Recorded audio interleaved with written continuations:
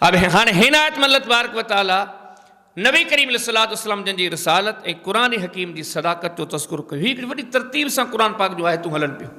कुरान हकीम की शुरू में अल्लाह ताला सदाकत बयान फरमाई, टिनी गिरोहन जो, मुसलमानन जो, काफ़िरन जो, मुनाफिकन जो लसी तस्कुरो कयो।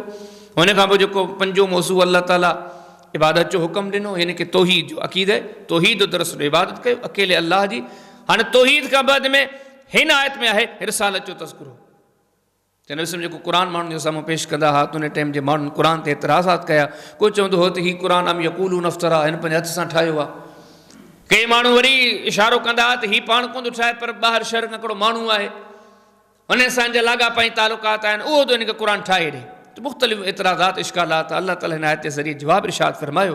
अल्लाह ताला फरमाए थो व इन कुंतुम, अगरि आयो तव्हां फ़ी रैबिन, कंहिं बि क़िस्म जे शक में, मिम्मा उन जे सिलसिले में नज़लना अला अब्दिना, जेको असां पंहिंजे बाने ते नाज़िल कयो आहे क़ुर, जेको असां पंहिंजे बाने ते लाथो। अगरि तव्हां हिन में शक था कयो त ज़मीननि ते ठहियो वए, फिलाणे ठाहियो वए, पैगंबर पाण ठाहे खे ॾियो, फिलाणे माण्हू हुनखे ठाहे ॾिनो, जेकॾहिं ईअं मुमकिन आहे अल्लाह फरमाए थो फ़ातू, पोइ खणी अचो सूरतिन, हिकिड़ी का सूरत, टी बार हिकिड़ी का सूरत, मिम मिसलिही, जेका इन जहिड़ी हुजे, इन जो सूरतनि जहिड़ी हुजे।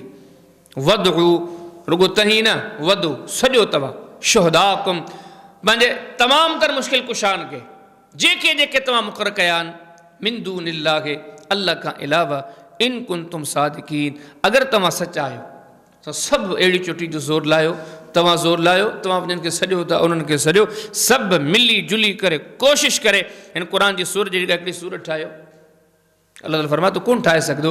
अॻे आदमी फरमाए फ़इल्लम तफ़अलू, पोइ अगरि ईअं न करे सघो, न ठाहे सघो, वलन तफ़अलू, हक़ीक़त इहे तव्हां ठाहे सघंदो बि कोन को, पोइ फतकू, पोइ डिॼी वञो। इन लफ़्ज़नि जी ॿ मानाऊं, हिकिड़ी माना आहे फतकू, पोइ डिॼी वञो, अन्नार, जहन्नम जी बाह खां, अल्लती, उहा बाह, वक़ूदुहा, जंहिंजो ॿारण थींदा, अन्नासो, इंसान, वल हिजार, ऐं पथर, उहा इद्दत, उहा बणाई वई आहे, उहा ठाही वई आहे, लिल काफ़िरीन, काफ़िरनि जे लाइ।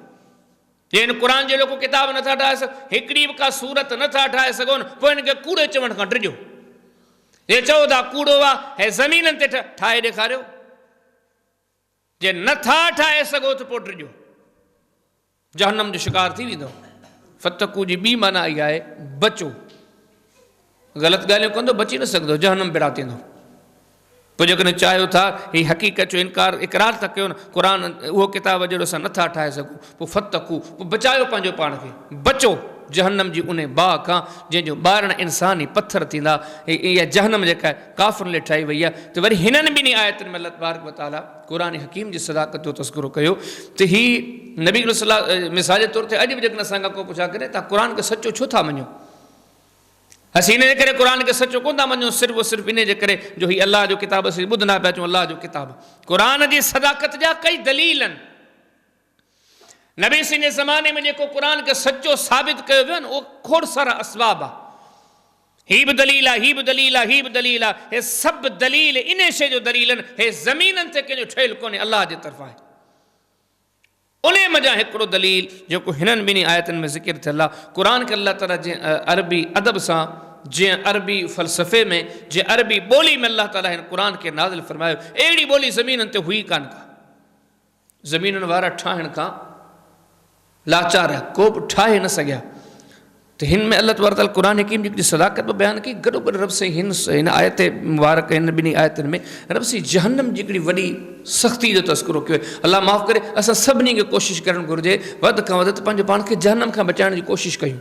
अल्लाह जो कमु ॾिनो न सूरे तहरीम में, या अय्युहल्लज़ीना आमनू क़ू अनफुसकुम व अहलीकुम नारा, त मोमिनो पंहिंजो पाण खे बचायो जहन्नम जी बाह खां, व अहलीकुम, ऐं पंहिंजे अहल खे बि बचायो। यकीन ॼाणो हे सॼो दीन, हे दावत, हे तबलीग जो बुनियादी जेको मक़सदार कोताहियूं छॾियूं, सुस्तियूं छॾियूं, सिर्फ़ु इन जे करे त किथे जहन्नम बेड़ा न थी पओ। जहन्नम वॾी सख़्तु जाइ जो नालो आहे। रुगो हिते जेको अल्लाह ताला हिन आयत में तारुफ़ करायो आहे न, रुगो हिते गौर कयो। अल्लाह ताला फरमाए थो जहन्नम जो ॿारण थींदा हिकिड़ा इंसान, ॿिया थींदा पथर, बल हिजार, पथर। इन पथरनि ते गौर कंदो, कॾहिं सोचो बि सही त पथरनि जी जहन्नम में कहिड़ी ज़रूरत आहे।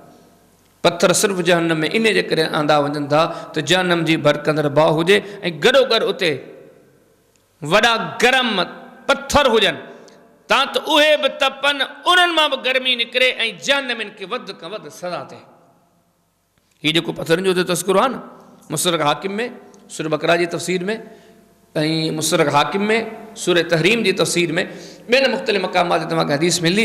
सैयदना अब्दुल्लाह बिन मसूद रज़ी अल्लाह तआला अन्हु हीउ जेको लफ़्ज़ अचे थो न वरी हिजारा, इन तफ़सीर में फ़रमाईंदा हथ ॾिजी वञो, हीउ हिकिड़ो उहो जहन्नम जो पत्थर आहे जेके अल्लाह ताला दुनिया में बाह ॿारींदा आहियूं न, पाण काठियूं विझंदा आहियूं, पर जहन्नम जे अंदरि काठियुनि जे जाइ ते अल्लाह पत्थर इस्तेमालु कया।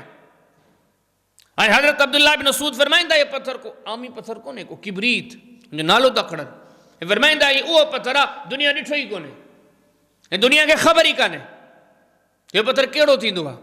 इहो अल्लाह ठाहियो आहे ऐं अल्लाह खे ई ख़बर आहे त किबरीत जो पत्थर आहे छा।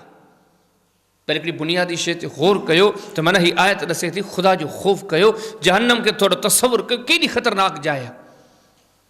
जॾहिं त बंदो दुनिया में भठियूं, दुनिया में काठ जूं बाहियूं, दुनिया में ॿियूं मुख़्तलिफ़ बाहियूं, बंदो सो कोन थो सही सघे त जहन्नम जी बाह जंहिंमें इंसान खे साड़ण जे लाइ जहन्नम में किबरीत जा पत्थर विधा वेंदा जेके अल्लाह स्पेशली सड़ण जे लाइ जलाइण जे लाइ ठाहिया आहिनि, त उहा केॾी सख़्तु जाइ हूंदी। पर वॾे ॾुख सां चइजे तो अल्लाह ताला मुंहिंजे अव्हां जे हाल ते रहम करे, जे अॼु आऊं ऐं तव्हां अक़ीदे जे बिगाड़ जे करे वञी करे उते पऊं, नमाज़नि जे सुस्तियुनि जे करे वञी करे उते पऊं, या कंहिं बि क़िस्म जी कोताही जे करे वञी करे उते पऊं, वॾी नुक़सान जी ॻाल्हि आहे। त हीअ आयतूं अल्लाह जे क़ुर जी अज़मत बयानु कनि थियूं, जहन्नम जी सख़्ती जो बि तस्करो कनि थियूं, जहन्नम खे भोग न पायो। असां सगुर रोईंदा छो आहे, हीअ शयुनि ते हिन हीअ ॻाल्हियूं न विझी साम्हूं वेही करे ॿुधो, ख़बर पए त जहन्नम वॾी ख़तरनाक शइ। पोइ हुननि सोचियो जेकॾहिं सॼी दुनिया बहितरीनु ज़िंदगी गुज़रे पर जे जहन्नम हिकु लम्हे जे लाइ वियासीं बर्बादु थी वेंदासीं। हुननि जी सोच आहे त दुनिया में अगाई सगाई ॾुख सुख सही वञनि, जहन्नम खां पंहिंजो पाण खे बचायूं। हुनखे नबी साईं जो असाब खे दस इहो इमाम इब्न अबी आसिम जो किताब आहे, किताब ज़ुहुद, हुनजी इब्तिदाई हदीसनि में इहा इमाम साहिब हदीस आंदी आहे। नबी जी फरमायो दुनिया खे घणी तरजीह ॾींदव न तव्हांजी आख़िरत मुतासिर थींदी। ऐं गॾोगॾु नबी साईं फरमायो जेकॾहिं तव्हां आख़िरत खे घणी तरजीह ॾींदव न तव्हांजी दुनिया मुतासिर थींदी। माना हिकिड़ी खे तरजीह ॾींदो त ॿी मुतासिर ज़रूरु थींदी। पर नबी साईं इहा ॻाल्हि चई, पाण फरमायूं ॿुधो कोशिशि कयो आख़िरत खे तरजीह ॾियो। दुनिया अगरि मुतासिर थी वई बि को वॾो मसइलो कोन्हे, तबाही इहा अथव जो दुनिया खे तरजीह ॾियो आख़िरत मुतासिर थिए। आख़िरत जो जेकॾहिं हिकिड़ो ॾींहुं बि तव्हांजो जहन्नम जे हवाले थी वञे त केॾी वॾी हमाकत आहे। सरफ़ जा कई अहिड़ा ईमान जेके ॾीया ॿारे बतियूं ॿारे मेणबतियूं ॿारे उनजी बाहि साम्हूं रखी वेही सोचींदा हुआ, पंहिंजे जिस्म खे उनजे वेझो कंदा हुआ, पंहिंजे जिस्म खे ॾंभींदा हुआ ऐं पोइ पंहिंजो पाण खे नसीहतूं करे चवंदा जेकॾहिं हे ॾींहं जो ॾंभ असीं कोन था सही सघूं त जहन्नम जो अज़ाब असीं किथे सही सघंदासीं। जहन्नम जे अज़ाबनि जूं सटूं सहण जूं असां में किथे सघ आहे। त हीअ आयत मुबारक आहे मूंखे अव्हांखे सभिनी खे ॾस ॾिए थी, तमामु तर कलमे पढ़ण वारे मर्दनि खे औरतुनि खे हिन हक़ीक़तनि ते गौर कयो, जहन्नम खे भोग न पायो, कोशिशि कयो वधि खां वधि गुनाहनि खां बचो, वधि खां वधि नेकियुनि में अॻु बर मन जहन्नम खां बची पओ ऐं जन्नत ना रवाना थियो।